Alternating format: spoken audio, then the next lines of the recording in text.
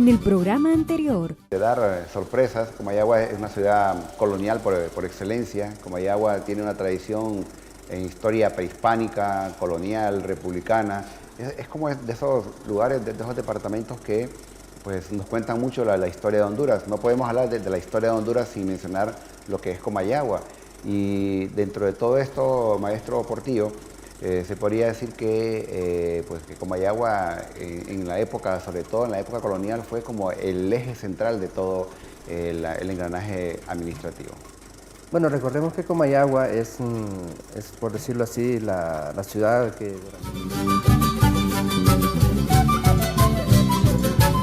Hola amigos, amigas, aquí estamos de nuevo en tu programa ¿Qué pasó entonces? Hoy vamos a hablar de un tema, realmente sería como una especie de continuación de el tema anterior que hablamos acerca de la geografía histórica de Comayagua. Lo vimos tan importante, nos solicitaron y creemos conveniente, y aparte de eso, pues nos aceptó la invitación el licenciado Denis Portillo. Vamos a hablar acerca de la geografía histórica de Omoa, que es algo que tiene mucho que ver con esa gran depresión transversal, ese gran proyecto en esta zona, esa unión del Océano Pacífico con el Atlántico. Y hemos invitado pues al licenciado Denis Portillo. Licenciado, gracias por estar con nosotros por acá en el programa ¿Qué pasó entonces? Al igual también quiero decirles que el licenciado Denis Portillo, para quienes no lo conocen, es licenciado en Historia, actualmente docente universitario de la clase de Historia de Honduras en la Universidad de CEUTEC. Al igual también labora como investigador histórico en la unidad de Historia del Instituto Hondureño de Antropología e Historia. Como verán, está totalmente involucrado en el campo de la ciencia histórica y también de la investigación. Siempre iniciamos hablando en nuestros programas, para las personas que nos miran, esa relación de lo que es geografía y lo que es historia. Pero también otro tema o una palabra que casi no la conocemos o no la usamos, que es el término de toponimias. ¿Qué tiene que ver con toponimias? ¿A qué se refiere cuando hablamos de toponimias? Bueno, primero, Arnulfo, gracias nuevamente. Les agradezco mucho que me hayan invitado para continuar con esta serie, porque incluso desde el programa anterior, que fue con Comayagua, hay uno también anterior que fue sobre Choluteca. Y es así como una especie de serie de 3 programas que hemos grabado con respecto a lo que es la geografía histórica en nuestro país. Ahora bien, con respecto a tu pregunta, la toponimia. La toponimia es básicamente la ciencia encargada de estudiar el origen de los nombres originarios. Como el caso de Honduras, por ejemplo, que es una discusión bastante interesante, donde viene el nombre de Honduras. Algunos dicen que de Guaymura, otros dicen que de Untula, y algunas por ahí que dicen que viene de la palabra Honduras. Entonces la toponimia se encarga de estudiar ese origen, de dónde vienen los nombres originarios, de las zonas, de los lugares, porque tiene que ser nombre de un lugar. Con respecto a Omoa, porque si vamos a hablar de la geografía histórica de la bahía de Omoa, pues el nombre, como bien lo vemos escrito ahí, se considera que no hay ninguna duda que es de origen indígena. Algunos dicen que es de Tahuaco, otros dicen que es Pech, incluso hay algunos que dicen que es maya el nombre. En todo caso, si uno viene y compara el nombre de Omoa con otros nombres de la zona indígenas como Bijao, Baracoa, Tencoa, Tocoa, ven que son nombres que tienen una raíz indígena parecida. Yohoa incluso, puede pensar uno en el lago de Yohoa también. Se considera que más que todo es maya, pero siempre también algunos dicen que es Pech. No está con claridad de dónde viene el nombre, pero sí, la toponimia nos dice que es de origen indígena, no hay ninguna duda. Y recordemos lo que habíamos ya hablado en programas anteriores, en donde los españoles, cuando vienen aquí a la zona, aunque tienen toda una estructura para sus nombres, dejan siempre el nombre indígena para identificar la zona que ellos están conquistando también. Y en el caso de la bahía de Omoa, pues no fue la excepción. Claro. Y como tampoco fue casualidad el que los españoles pues llegaran a la zona. Hay que entender que Omoa, lo que es toda la bahía de Omoa, al hablar de bahía no solo es la parte marítima, sino también toda la zona interna de lo que es donde está actualmente lo que es Puerto Cortés precisamente, y también está Omoa. Hay que entender que desde la época precolombina también era una zona muy importante, era una zona donde había mucha actividad económica. Y como bien ya les he dicho, los españoles podían decir muchas cosas, pero ellos sabían lo que estaban haciendo. Y una de las virtudes que los españoles llegaron a tener cuando vinieron aquí a América fue que ellos, cuando realizaban una conquista y lograban ya entablar conversaciones o comunicarse con los indígenas de la zona, ellos aprovecharon el conocimiento que los indígenas tenían de las zonas que ellos estaban habitando. Y es por esa razón de que muchos de los caminos o muchas de las zonas que los indígenas ya conocían son los que los españoles posteriormente habitaron y fundaron ahí sus ciudades. El valle de Comayagua, seguro, Alonso de Cáceres, los indígenas de la zona le informaron la existencia del mismo valle. Y la zona de Omoa, cuando llegaron los primeros españoles, llegaron ahí, no fue por casualidad, ya tenían conocimiento de la existencia de esa bahía, que era un muy buen lugar para atracar, una buena zona para desembarcar. Entonces los españoles pues aprovechaban esa información ya existente con los indígenas para poder llegar y colonizar, primero conquistar y después colonizar las regiones que ellos necesitaban. Y también hay que sacar aquí el hecho de que el español que viene a estas tierras es de la parte sur de España. De hecho, sí, eran tanto andariegos, es decir, ellos eran más aventureros, andaban de un lugar al otro. Y ahora a estas tierras realmente quizás no fue nada nuevo. Nuevo fue el territorio en sí, la aventura, el hecho de llegar a conquistar, a dominar, a colonizar este territorio, pues fue diferente. Viendo los mapas, y usted pues nos ha traído muchos mapas aquí a nuestro programa, Centroamérica como tal obviamente ha ido evolucionando y los mapas también evolucionan conforme al tiempo, a la tecnología, etc. Viendo este mapa de Centroamérica. Ok, y usted ya lo mencionaba, licenciado. Los españoles cuando vinieron aquí eran aventureros, definitivamente, no podemos negarlo porque para venir aquí se necesita tener un espíritu de aventura. Pero recordemos que las principales razones por las cuales los españoles vinieron a esta zona, según su visión, era encontrar y llegar a Asia. ¿Por qué? Porque estaban buscando nuevas rutas comerciales, estaban buscando comercio, metales preciosos y especias. ¿Por qué? Porque toda la ruta de Europa con el lejano oriente había sido cerrada por los turcos para ese momento, para el siglo XVI. Entonces, los españoles vienen, conocen barca, hace toda esa empresa y llega a América. Okay. Al llegar a América, ¿qué es lo que andaban buscando ellos? Bueno, comercio, literalmente. O sea, zonas para comerciar. Es así entonces que cuando Omoa, incluso Omoa, la zona de Omoa, y este mapa es lo que trato de representar, con las flechas que vemos ahí, Omoa ya en la época precolombina, ya era una zona de punto comercial. Es más, Cristóbal Colón, cuando en su último viaje en 1502 y llega a la isla de Guanaja o Bonaca, como la llamó él, o Isla de los Pinos, que la bautizó, encuentra una canoa grande de 50 pies, creo que dice la medida, con varios indios que iban ahí, como lo llama él, con mucha mercancía ahí. Entonces indicaba que ya había un comercio, que eran comerciantes y que ese indígena estaba recorriendo toda la zona de lo que es la península de Yucatán, la costa norte de Honduras, para poder comerciar con el resto de los grupos indígenas que había en Centroamérica. Y Omoa era un punto, se sabe, de comercio donde entraban y salían productos del interior de Honduras y de la misma Guatemala. Entonces los españoles descubren eso y por eso, insisto, no es casualidad que ya cuando los españoles inician el proceso de conquista, llegan a esa zona de la bahía de Omoa. Y aquí quiero agregar algo interesante, que las primeras ciudades que fundan los españoles en Honduras son costeras. O sea, puertos. Viviendo, por ejemplo, en el caso de Cortés, Gil González Dávila, todos estos personajes, el Cristóbal de Olí, ¿qué tiene que ver en relación a lo que es? Bueno, precisamente estos 4 personajes que vemos aquí son los que tuvieron que ver de lleno con la conquista y colonización posterior de Honduras. El primero que llegó por orden de don Hernán Cortés, pero que lo traicionó precisamente, fue don Gil González Dávila, que él llega a la zona de Omoa, a la bahía de Omoa, y al llegar a la bahía de Omoa funda lo que vendría a ser la primera población española en Honduras, Puerto de Caballos. Él llega a la que se encuentra precisamente cerca de lo que actualmente es Puerto Cortés. No es Puerto Cortés ya es del siglo XIX, fundada por Medina, pero Puerto de Caballos vendría a ser la primera población española fundada por Gil González Dávila en Honduras. Luego llega Cristóbal de Olí también, capitán de Hernán Cortés. Estamos hablando de 1525. Y viene Cristóbal de Olid, hace lo mismo, llega a la costa de Honduras y Cristóbal de Olid funda una población que también desapareció, llamada San Gil de Buenavista. Cerca de San Gil de Buenavista, o se cree que cerca de ahí fue donde fundaron posteriormente Trujillo, que fue el otro conquistador, que no está la imagen ahí porque no lo logré encontrar, que es Francisco de las Casas, también capitán de Hernán Cortés. Entonces, estos 3 conquistadores que vemos ahí son los primeros en llegar a Honduras ahí en el siglo XVI, 1525, y son los primeros que realizan fundaciones. Cristóbal de Olid precisamente fundó el Triunfo de la Cruz.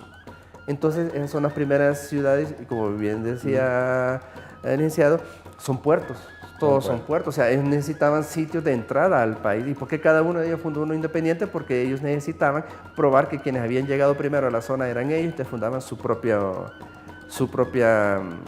población para justificar así su presencia. Recuerden que eran leyes de conquista, el que llegaba primero y se apropiaba de la zona era quien le pertenecía en algún momento.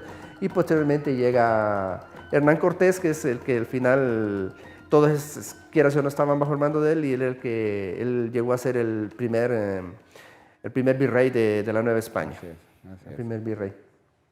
Luego, cuando los españoles ya se asientan en nuestras tierras, ya cuando los españoles logran tener posesión de nuestras tierras, y en el caso de Honduras, estamos hablando ya de 1550, 1560, ya el periodo de conquista como tal está terminando y está empezando el proceso de colonización, entonces los españoles comienzan a ordenar las nuevas tierras conquistadas.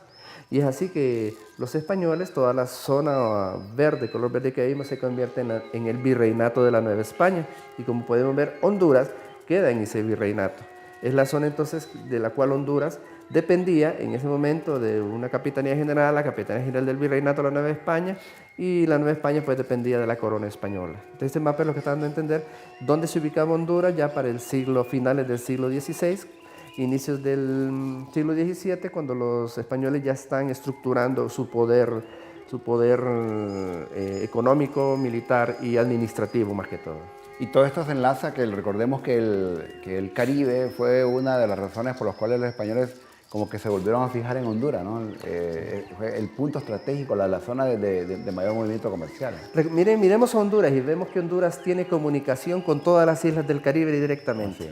No hay que dar ninguna vuelta, no hay que dar ninguna curva, como yo digo, sencillamente fundaban un puerto. Pensemos en Puerto Caballo, que estaba en la bahía de Omoa. De ese puerto podían salir directamente cualquiera de las ciudades españolas fundadas en el Caribe. Estamos hablando de La Habana en Cuba, estamos hablando de Santo Domingo en la isla La Española, estamos hablando de San Juan en Puerto Rico, incluso la isla de Jamaica, que durante los primeros 2 siglos más o menos pertenecía a España, de ahí los ingleses se la quitaron, hay una guerra que sostuvieron con ellos.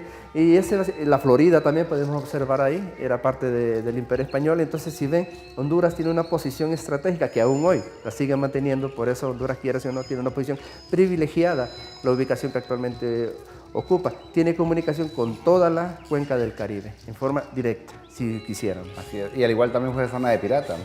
Es una zona de pirata, por eso mismo, ese interés comercial, esa posición geográfica que trajo lo que es la cuenca del Caribe, los españoles, si ustedes observan, todas sus plataformas de conquista, cuando llegaron aquí, partieron de las islas del Caribe para el continente americano.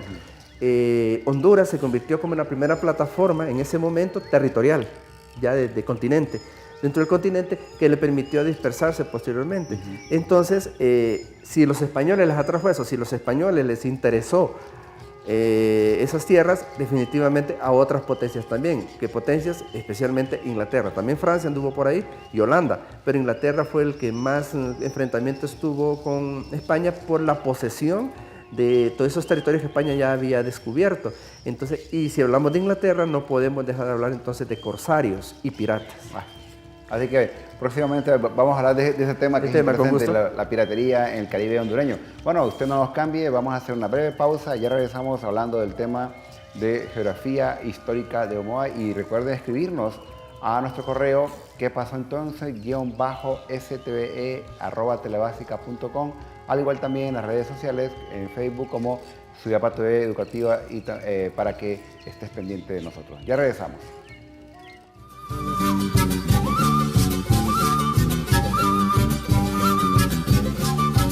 Tenía que entregar a la potencia que le estaba pagando para que lo hiciera.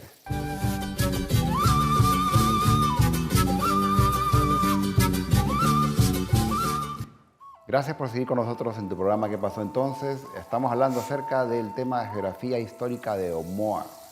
Y Omoa nos llama la atención porque también, maestro Denis Portillo, ahí tenemos una de las fortalezas, que vamos a hablar más adelante, una de las fortalezas más imponentes, más importantes de la época, de hecho de las más grandes en casi toda Centroamérica, podríamos decirlo. Y que eso le ubica a Honduras en lo que es el patrimonio en relación a las fortalezas construidas en la época de la colonia. Sí, esa importancia, como decía, que ya había adquirido para los españoles y para el mundo de la época, lo que era la cuenca del Caribe, lo que es llamado actualmente la cuenca del Caribe, y recordemos que los españoles, todo el producto, todo el oro, plata que sacaban de Honduras y de otras zonas, pasaba por las zonas de las islas del Caribe, llamó la atención precisamente de otras potencias, de potencias, ya decía, como Francia y especialmente Inglaterra. Como decía en el segmento anterior, eso, al hablar de ello, no podemos dejar de hablar de lo que son corsarios y piratas. Hagamos una diferencia entre corsario y pirata. Un corsario sí es un pirata, pero la diferencia es que este roba para un país, para una nación. Los corsarios ingleses firmaban un contrato de corso, o que le llamaban, por medio del cual se comprometían a robar y darle lo que robado a la corona inglesa o francesa, depende con quién habían firmado eso. El pirata, como tal, sencillamente hacía lo mismo, nada más que para él. El pirata se robaba y se quedaba con lo que robaba, punto. El corsario no, se lo tenía que entregar a la potencia que le estaba pagando para que lo hiciera. Esta es la diferencia entre corsarios y piratas.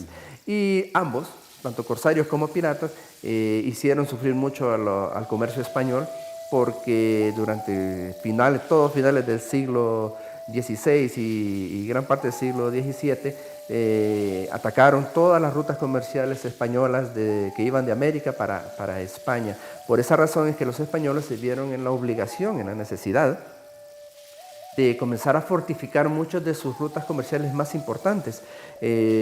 No solo, o sea, los españoles tenían varias tácticas para poder luchar contra los españoles. Una de ellas eran las famosas armadas.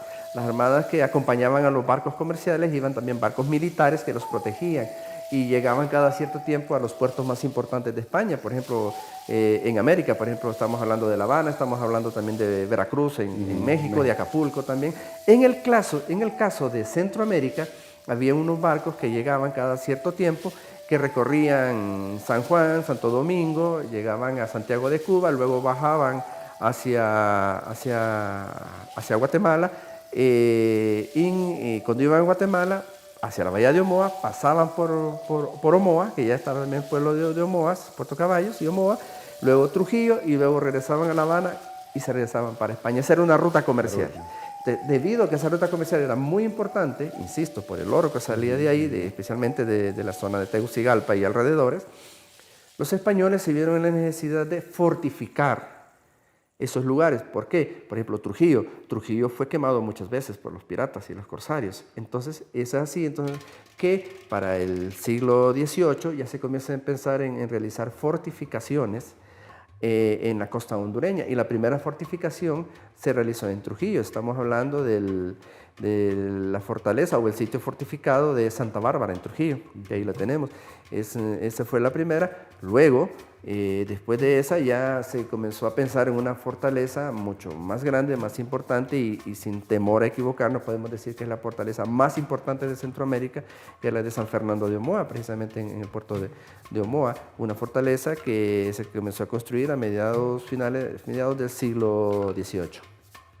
Y ese proyecto que usted mencionaba acerca del puerto de Caballos a Omoa, esa construcción en Omoa, pero ya viendo en las imágenes referentes a estos cañones que pertenecen a la fortaleza de Santa Bárbara, que originalmente no se llamó así, probablemente.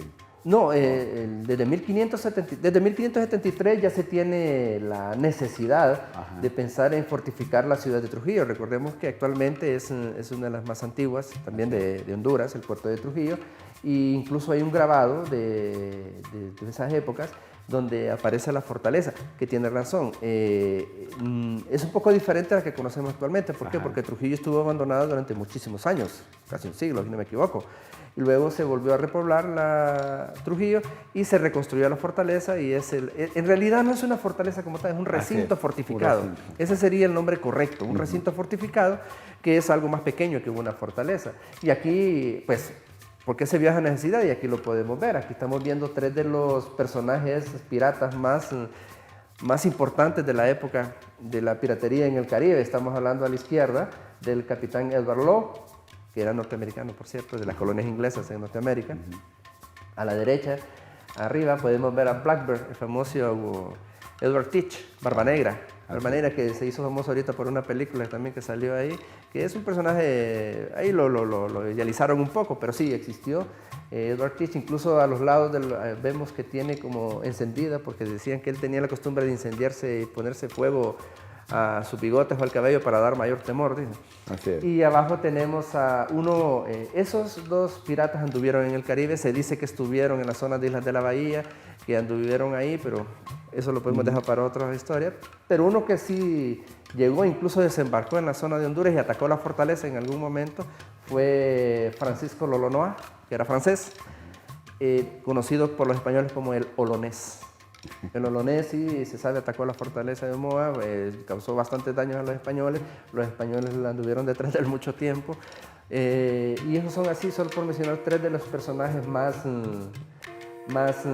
importantes de ese momento. Este mapa lo que podemos ver es el mismo mapa anterior que ya les había mostrado sobre las posesiones administrativas, como los españoles para el siglo XVI y XVII ya estaban estructurados. Las zonas rojas que vemos ahí son ya finales del siglo XVI y XVII, cuando los ingleses habían atacado en forma directa a España, habían tenido una guerra con los españoles, pero también sus corsarios habían también tenido mucho que ver en el hecho de quitarles 3 zonas muy importantes a los españoles en la cuenca del Caribe. Estamos hablando de Belice, La Mosquitia y Jamaica.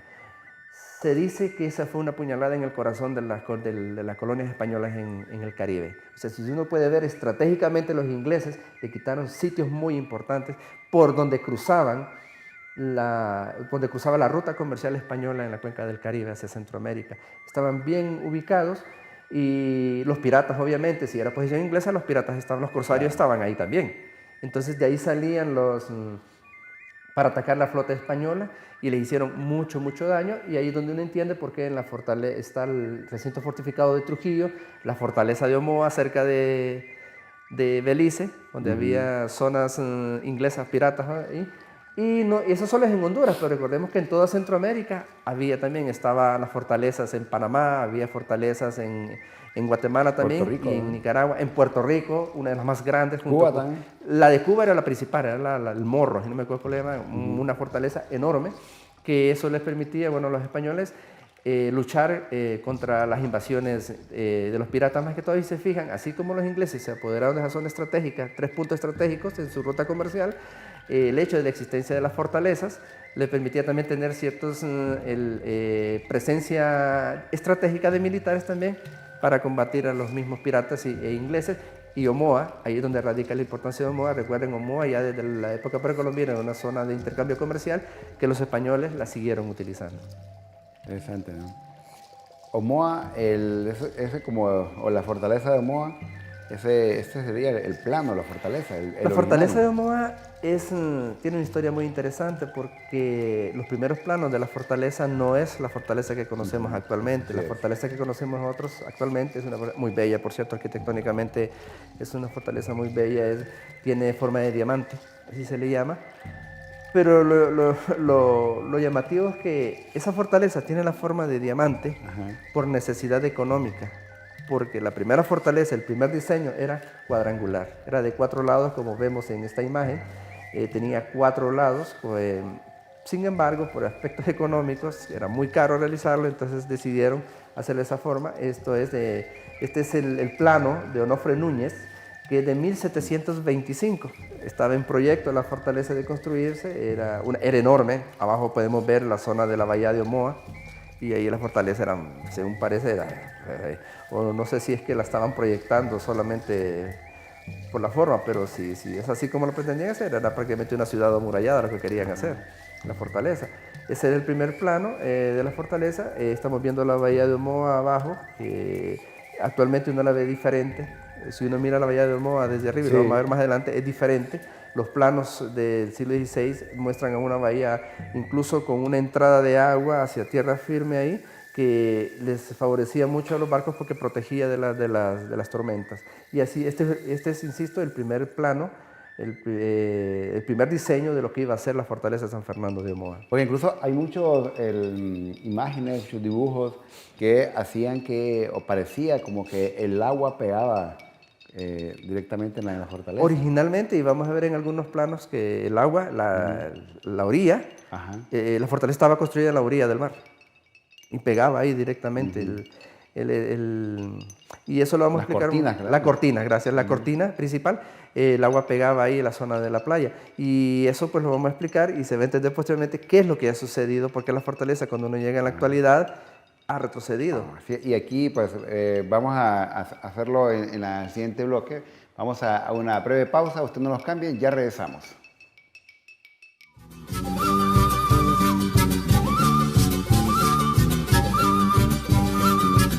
De Honduras, entonces luego vino el aspecto de los piratas y todo eso.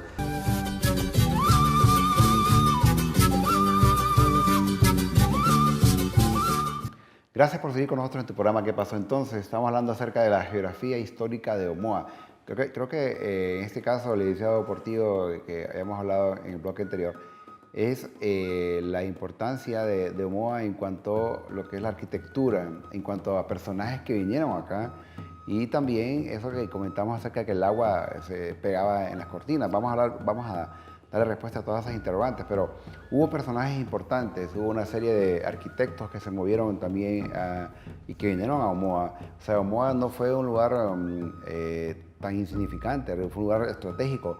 En las lecturas que hacemos nos habla de que cuando estaban construyendo la fortaleza, las personas que traían a esta construcción se quejaban constantemente porque había una gran cantidad de mosquitos en la época o en ese momento, y que muchos de estos eran prácticamente esclavos negros traídos a trabajar prácticamente a la fuerza, digámoslo así, en la zona.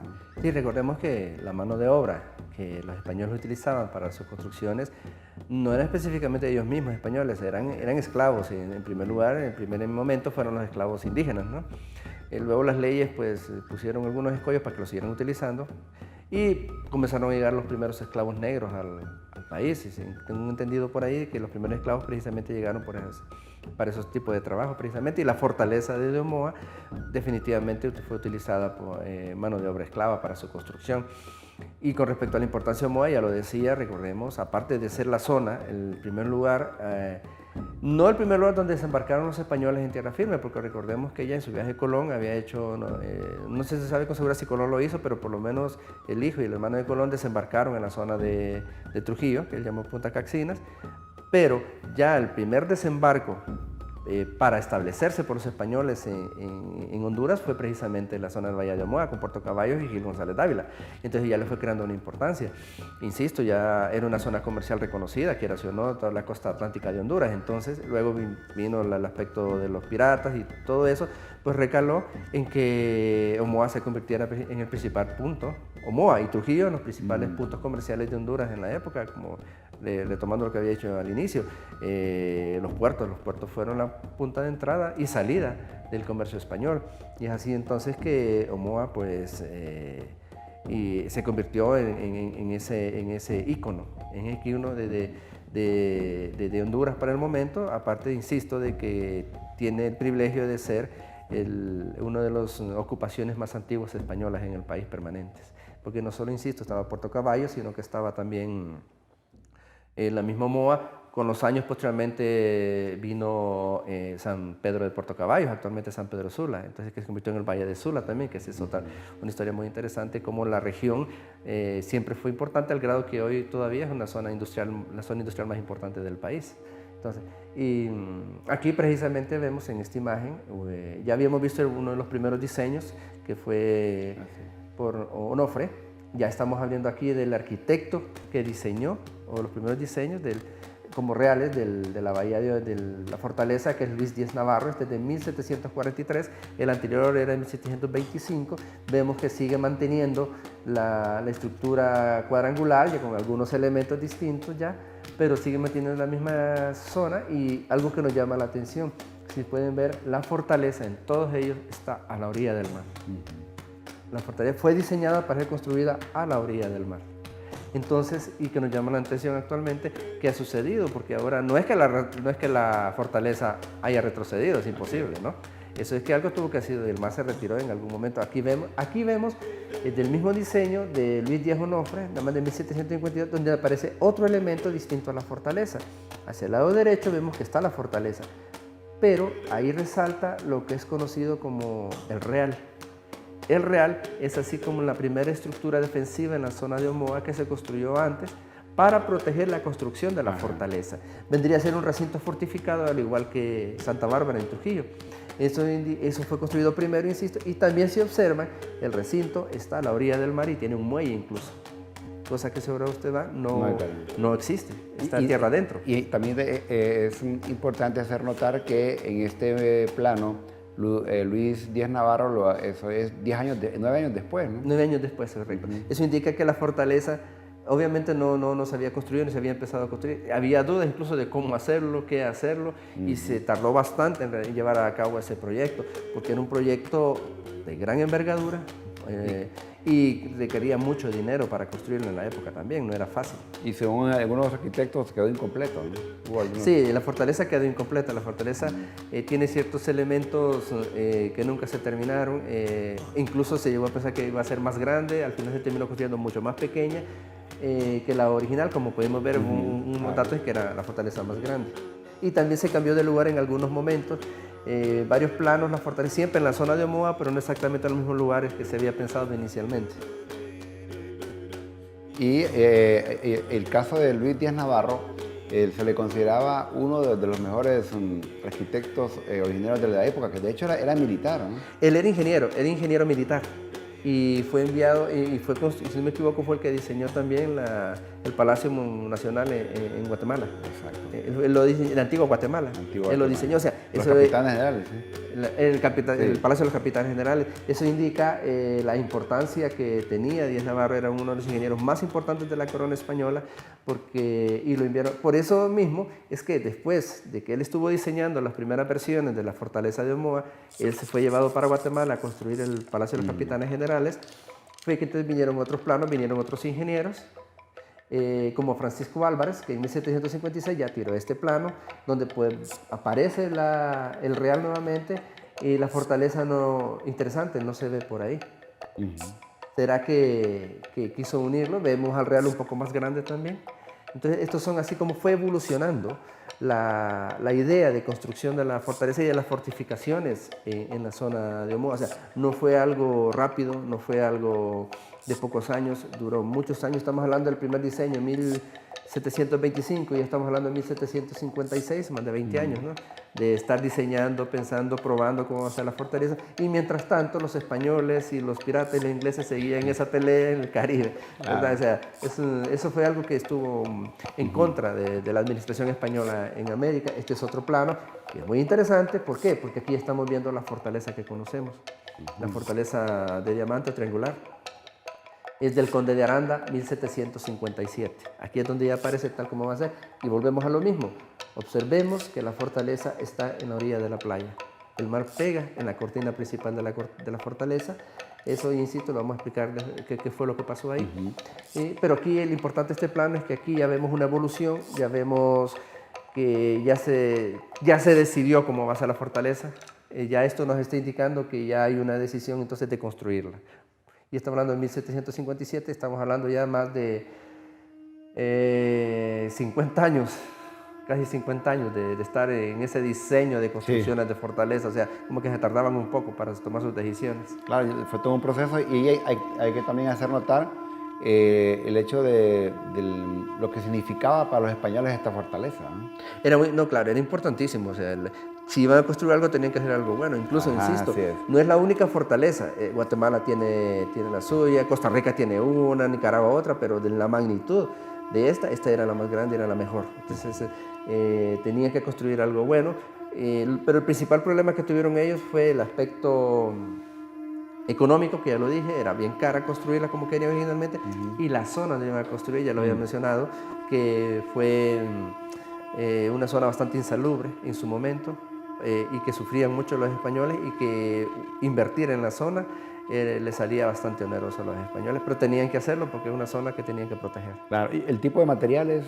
¿Se habla de coral negro? Sí, ¿realmente? se sabe que se utilizó coral. Saben que el coral cuando endurece es muy, muy duro. Se utilizó roca de la zona también, de la zona incluso de la bahía de Omoa y de la sierra de Omoa, que está ahí cerca, que son piedra caliza muy fuerte en su momento. Y también utilizaban un estucado especial que usaban los españoles para cal y canto, para su construcción, que es una mezcla de cal, arena, agua, y algunos llaman también que usaban clara de huevo, algunos, pero lo que sí se sabe que utilizaban era de una fruta, del caulote. Lo mezclaban y así utilizaban ellos, sacaban de ahí el pegamento, por llamarlo así, para poder sostener la estructura. Y piedra, mucha piedra, Claro. definitivamente. Y finalmente cabe destacar que el coral negro no hay en la zona, debe ser traído desde afuera, ¿no? Sí, era traído de la zona de la isla incluso, y la zona de Yucatán también, ahí cerca. Este plano que está aquí es muy interesante porque esta no es Omoa, esta no es la fortaleza de Omoa, esta es en Florida. ¿Por qué lo coloco ahí? Para demostrar que aun y cuando la fortaleza de Omoa es rara, es una fortaleza rara porque tiene tres lados y no cuatro, y las fortalezas son de 4 lados definitivamente. Lo que quiero entender es que los españoles ya tenían antecedentes de construcción de fortalezas triangulares, y este es el caso del fuerte de San Agustín en Florida, que es de 1665 precisamente. Entonces ya los españoles tenían ya la experiencia en construcciones de ese tipo de fortalezas, desde las más pequeñas, en Florida, insisto, pero me imagino que el conde de Aranda, de algún lugar me imagino sacó la idea, y pudo haber sido precisamente de aquí, y son, como decía, son fortalezas más baratas para la época, pero para mí tienen un agregado. Estéticamente son fortalezas muy, muy, muy interesantes, o sea, tienen una buena estética. O sea, desde el punto de vista militar funcionan, pero estéticamente creo que, y eso la hace única en América también, a la fortaleza de Omoa, porque en América no hay otra fortaleza que sea igual a la de Omoa. Bien. Esas relaciones, esos personajes importantes que vienen a querer construir ese tipo de fortalezas nos dicen la importancia que le daban los españoles a su producción minera, porque era para proteger la Oro o minera. plata. El oro o la plata, insisto, ¿de dónde salía? Salía de aquí, de la zona de Tegucigalpa, la alcaldía mayor de Tegucigalpa. En Centroamérica era el principal productor de oro y plata para la zona. ¿Y por dónde salía eso? ¿Salía por Trujillo o salía por Omoa? Entonces ellos tenían que proteger eso definitivamente. Y es probable que en esa trayectoria entre Ceiba, entre Moa, Roatán, hayan naufragado barcos. Sí, se han encontrado incluso el año pasado, pude ver por ahí que se encontró un barco cerca de la zona de Trujillo. Bueno, no se sabe con exactitud de qué periodo es, pero sí es en el periodo antiguo. O sea, no es un barco porque se encontraron hasta cañones por ahí. Ahí cuando hable del tema de los piratas nos va a contar. Vamos a hablar esa un poco historia. más. Sí. Bien, vamos a hacer una breve pausa, ustedes no nos cambien, ya regresamos.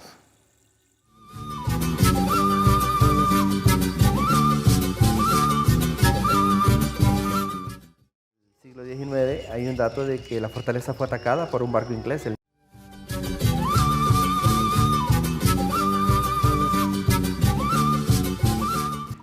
Gracias por seguir con nosotros en tu programa ¿Qué pasó entonces? Estamos hablando acerca de geografía histórica de Omoa, y que hemos estado en la playa realmente, maestro Denis, en el Caribe hondureño. Caribe hondureño. El sueño de cualquier europeo es venir al Caribe hondureño. Nosotros lo tenemos acá, tenemos una de las playas más extensas en todo el Caribe. Eso hace que este país tenga ese potencial, y los españoles se enteraron de esto, maestro Denis. Desde el primer momento que llegaron se dieron cuenta del potencial que había. Claro, ellos lo miraban con otros ojos, pero siempre el mismo, cuestión de usufructuarlo, sacar lo mejor que tenemos. Y nosotros lo hacemos desde un punto de vista muy turístico, ellos lo hacían desde un punto de vista más comercial, pero igual siempre les funcionó. Era muy importante esta zona, muy estratégica, y desde los programas anteriores hemos visto Honduras tiene una posición muy estratégica, lo cual eso nos explica muchas cosas ahora del interés que puedan mostrar empresas extranjeras, como han venido aquí, recordemos las bananeras en su momento, también utilizaron esa posición estratégica de Honduras para el comercio. Honduras es un país con una riqueza natural, pero estratégica muy, muy grande. Y hablando acerca de estos personajes que vienen acá, esa gran cantidad de arquitectos, de ingenieros, bueno, de hecho, de lo más destacado de la época, cabe destacar que Omoa, por lo menos en este momento histórico, llamó la atención de llegar al extremo de construir una fortaleza.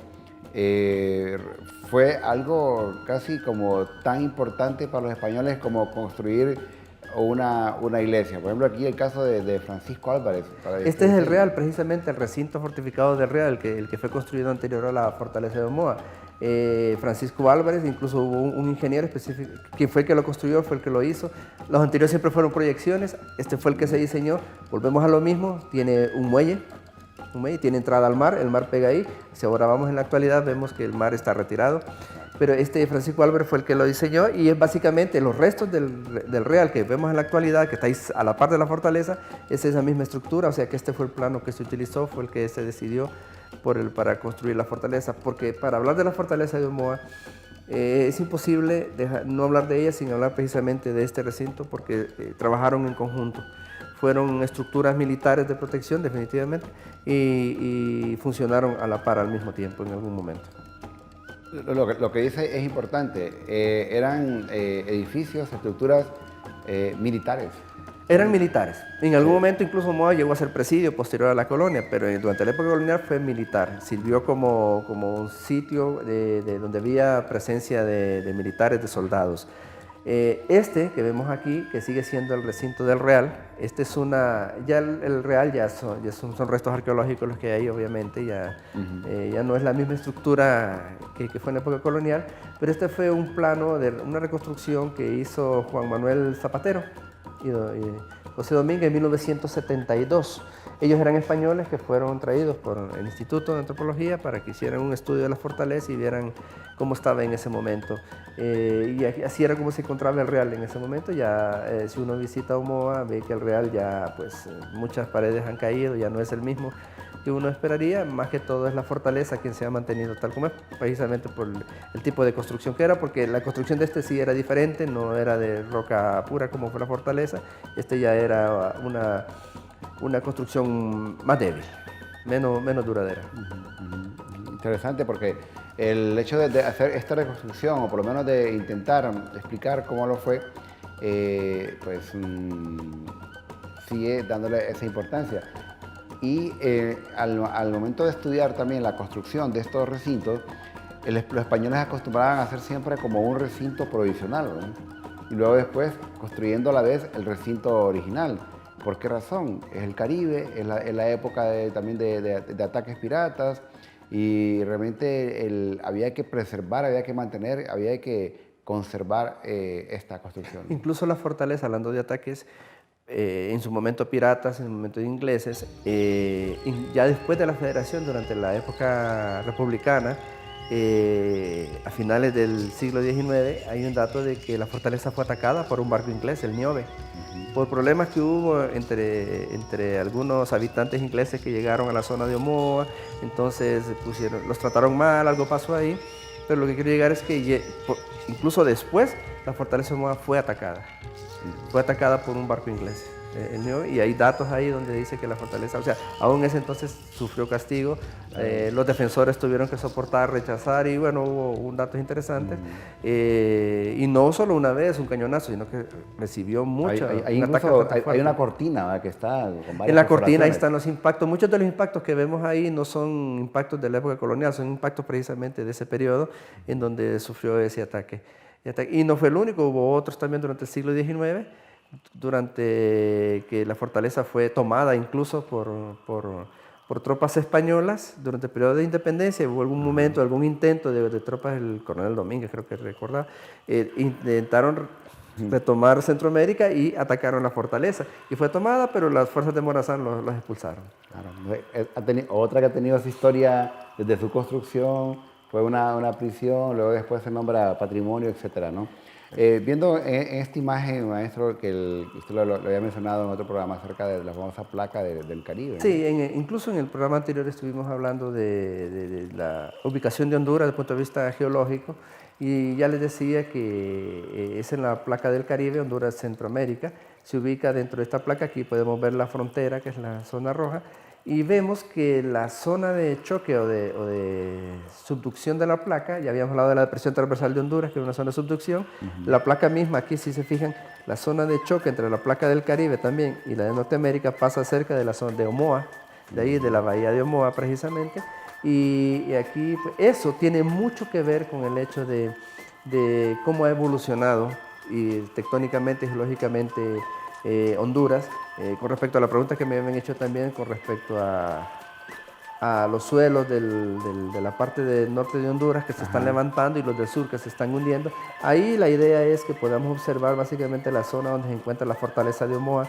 En el círculo amarillo podemos ver que esa es la zona que se encuentra muy cerca de la zona de la falla. Esa es una falla geológica de la placa del Caribe. Como podemos ver incluso en ese mapa, también podemos observar que en el mar se encuentra una falla geológica, la parte negra de arriba, que es cerca de Islas de la Bahía, que ahí también fue un sismo hace un tiempo, hace poco, unos días, que se sintió muy fuerte en la zona de la costa hondureña. Entonces vemos que la ubicación de Omoa también es una ubicación que tiene mucho que ver con movimientos sísmicos, con movimientos de placas, y que pues hay que estar atento, al igual que toda la zona de Comayagua hasta llegar al sur, ¿verdad? Esa es la idea básicamente de la imagen, ubicarnos espacialmente dónde está ubicada la zona de Omoa, la bahía de Omoa y la fortaleza de Omoa. Aquí es una foto actual, es una foto satelital de la ubicación de la fortaleza de San Fernando de Omoa en la actualidad. Aquí podemos ver claramente que la fortaleza no se encuentra a la orilla del mar.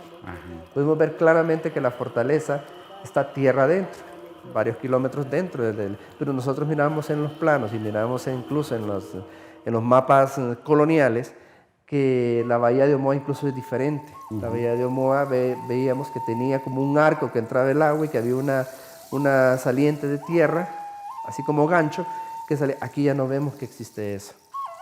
Y vemos que eso ha desaparecido. Aquí hice un montaje para que veamos dónde se encuentra la fortaleza en la actualidad y un montaje con un mapa del siglo XVIII, cómo era la bahía de Omoa hace que 200, 300 años. Era muy diferente, y aquí es donde viene la explicación. ¿Qué sucedió? La fortaleza inicialmente fue construida a la orilla del mar, pero recordemos el choque de placas. La placa del Pacífico está empujando por el lado sur de la bahía de Fonseca la placa del Caribe y la está empujando hacia el noroeste, hacia el noreste, y eso también está haciendo que Honduras y Centroamérica se levante de la zona atlántica, y eso provoca que al irse levantando vaya ganando territorio, vaya haciendo que emerja suelos, y en el sur vaya perdiendo. Ya había dado este ejemplo anteriormente, que en el sur por eso las playas son abruptas y si uno se mete al agua puede hasta caer de un solo en la playa profunda, mientras que en el norte las playas son más suaves y puede entrar al mar así caminando y bajando poco a poco, porque eso está haciendo que las playas del norte vayan emergiendo y vayan ganando territorio. Esa es la razón por la cual en poco más de 200 años eso es lo que el terreno ha ganado, y eso prueba también el movimiento de placas. Que la bahía de Omoa haya cambiado mucho, porque ha cambiado mucho con respecto a lo que era en el siglo XVIII a lo que es ahora en el siglo XXI, y el hecho de que pareciera que es la fortaleza que se ha movido, en realidad lo que se ha movido es el mar, que ha retrocedido porque Honduras se está levantando de la zona del Atlántico. Una explicación científica, y también que originalmente pues sí estaba cerca del mar. De hecho, hay una zona de manglares por ahí cerca, ¿no? Sí, que como son zonas bajas, entonces el agua es como zona de pantano todavía, que todavía se está terminando de emerger y no sigue siendo húmeda por eso, porque el agua sigue estando en cierta forma presente por bajo del suelo. Sí, pues de nada sirve una fortaleza que no esté junto al mar, porque entonces el momento de atracar los barcos necesita mover mercadería tanto de entrada como de salida. Sí, la idea de fortaleza es evitar que el enemigo desembarque. Exacto. Esa es la idea de la fortaleza. Y si está tierra adentro, no tiene sentido. Entonces, inicialmente estuvo, la de Trujillo está a la orilla del mar todavía, hasta cierto punto. Y la fortaleza, pero la de Omoa no, ha retrocedido, por lo que quiero decir, porque está cerca de esa zona de falla, que hace que también esté levantándose. Prácticamente en la actualidad no hay enemigos. No. Gracias. Solo los que nos visitan los cruceros. Bien, agradecemos la forma como nos ha ilustrado el maestro Portillo con estas investigaciones, nuevos datos, esas comparaciones de lo de antes con lo de ahora, y realmente eso ilustra muy bien el tema. Agradecemos su comparecencia acá desde este tema. Esperamos que nos siga acompañando en los siguientes programas y queremos dejarlo ya comprometidos más adelante para que nos hable cerca de los piratas en la Honduras caribeña. Licenciado Portillo, licenciado Denis Portillo, licenciado en Historia, docente universitario de CEUTEC y también actualmente investigador del Instituto Hondureño de Antropología e Historia de la Unidad de Historia. Agradecemos su fineza por estar con nosotros y a ustedes también.